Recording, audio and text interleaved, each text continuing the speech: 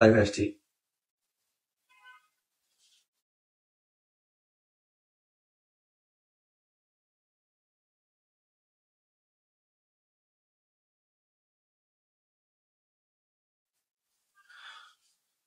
Comment করে জানাও তোমরা কেমন ভয়েস শুনতে পাচ্ছ, দুনিয়াতে খুঁজে পাবা কিনা। খুব চিন্তার বিষয়।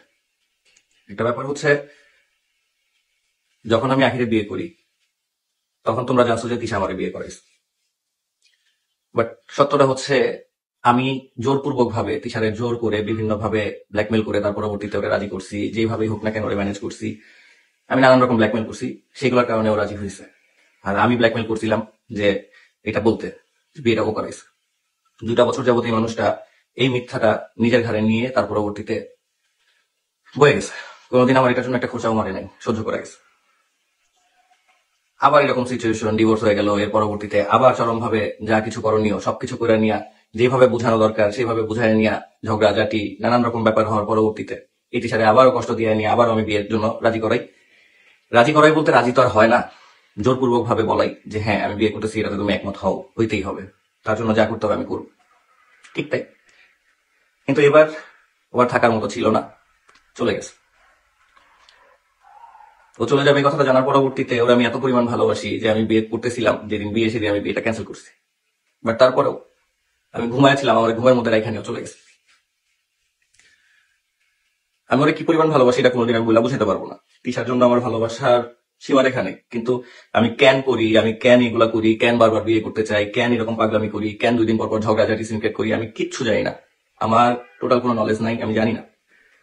ধরতে পারো আমি দেখলাম লাইভ আসছে, লাইভের মধ্যে বলছে যে অনেকে কমেন্ট করছো যে আমি নাটক করি, হয়তো বা আমি নাটকবাজ। অনেকে বলছে আমি পাগল, হয়তো বা আমি পাগল। কিন্তু এই পাগল পাগলামি এই সবকিছুর মধ্যে না কোনোদিন তিশা আমারে না কোনোদিনই খোঁচা মেরে আমার কথা বলে নাই। ওরা আমি এত কষ্ট দিছি জীবনে, তারপরে কোনোদিনও আমার খোঁচা মেরা কথা বলে নাই। আমার জন্য যতটুকু ভালোবাসা আমার দিক থেকে থাকছে, সবসময় ওই ভালোবাসার টুকরি প্রেজেন্ট করছে তোমাদের সামনে। কিন্তু আমার খারাপ ব্যবহার, খারাপ আচরণ, আমি ওরা জোরপূর্বক ভাবে যা যা কিছু করাইছি এই প্ল্যাটফর্মে, তোমরা সবাই এই সোশ্যাল মিডিয়া প্ল্যাটফর্মে দেখো আমি চুপচাপ থাকি, আমি কোনো ভিডিওতে আসি না, আমি কোনো ভিডিও বানাই না। তিশা সব কথাবার্তা বলে দেখা সবার দোষ ওর জন্য, যে ওই দোষ করে, ওরই সবকিছু ভুল। না, আসলে মেইন কালপিটটা আমি। ওর এই প্ল্যাটফর্মে থাকা শিখেছি আমি, প্ল্যাটফর্মে আইসা নিয়ে কাজ করতে হয় কিভাবে করলে কি হবে না, কিছু যাচাই বাছাই আমি করছি, ওরে শিখাইছি আমি, সেইগুলাই করছি। কিন্তু একটা মেয়ের জন্য তার স্বামীর ভাগ দেওয়া কতটা পরিমাণ কষ্টের ব্যাপার সেটা ও জানে, কারণ ও এই পর্যন্ত অনেকবার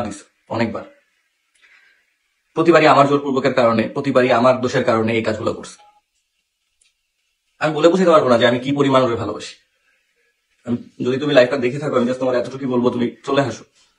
আমি বলে বুঝাতে পারবো না তোমারে। আমি অনেক বড় ভুল করছি, একটা ভুল করতে গেছিলাম, আমি সেই জায়গা থেকে ফিরে আসছি। তোমার ছাড়া, আলিশারা ছাড়া আমার বেঁচে থাকা কোনোদিন সম্ভব না। আমি এরকমই। আমি জানি না আমি এগুলো কেন করি, আমার মধ্যে কি প্রবলেম বা কেন হইতেছে এগুলো, আমি কিছুই জানি না। হয়তো বা মানসিক সমস্যা। তুমি আমারে ছাইড়া দিও না। আমার লাগলে তুমি পাগলাগাঁওতে ভর্তি করা দাও, তা তুমি আমার ছাইড়া দিও না। আমি এটা কোনোদিন নিতে পারবো না। আমার ফ্যামিলি আমারে ত্যাগ করে দিছে, এলাকার ভাই বাদা ত্যাগ করে দিছে, সমাজ ত্যাগ করে দিছে। সমাজে সবাই বলতেছে ওরে বয়কট করো, ওরে সমাজ থেকে সরায় ফেলো। তুমি আমার ছেড়ে যাও না, এটা আমি কোনোদিন মানতে পারবো না, সবাই যা বলে বল। আমি কিভাবে করছি জানো? তোমাদের কোনো আইডিয়া আছে যে তিশা একটা মেয়ে মানুষ হয়ে নিয়ে ওর স্বামীরে, তোমরা বলো যে হচ্ছে স্বামীরে বিয়ে করার ভিউ ব্যবসা করতেছে, স্বামীরে কেউ বিয়ে করার ভিউ ব্যবসা করতে চায়? স্বামীর আচরণের কারণে করে এগুলা। মানুষ কতটা নিকৃষ্ট হইলে ভালোবাসার বউয়ের উপরও এমন নির্যাতন করে, যেটা আমি করছি। আমি নির্যাতন করছি তিশার উপরে অনেক প্রকার, অনেক ভাবে। সবচেয়ে বড় ভাবে যেটা, সেটা হচ্ছে মেন্টালি ভাবে। ওরে আমি অনেক মেন্টালি নির্যাতন করছি, যে যেভাবেই হোক না কেন আমি বিয়ে করবোই, যা তার জন্য যা করতে হয়। দেখো এই যে আমার হাত, এই যে এখানে কাটা, হ্যাঁ, এই যে এখানে কাটা, এই যে এখানে কাটা, এই সব কাটা। এই যে রিসেন্ট কিছুদিন আগে আমি আয়না ভেঙে ফেলছি। বিয়ে করার জন্য করতেই হবে। যখন আমার শরীরে জায়গায় জায়গায় বড় বড় কাটার দাগ দেখে, তখন ঠিক থাকতে পারে না। আমি এই ব্যাপারটাকেই আমি কাজে লাগাইছি। ওর এই দুর্বলতাটাকেই, আমার প্রতি ভালোবাসা, এই দুর্বলতাটাকে আমি বারবার কাজে লাগাইছি, যে এগুলো দেখো, নাহলে তোমার দেখতে হবে। আমি বিয়ে করবো, নাহলে তোমার এগুলো দেখতে হবে, তোমার ফেস করতে হবে। আমাকে অনেক ভালোবাসে দেখে নিয়ে সব ত্যাগ করে দিচ্ছে জীবনের।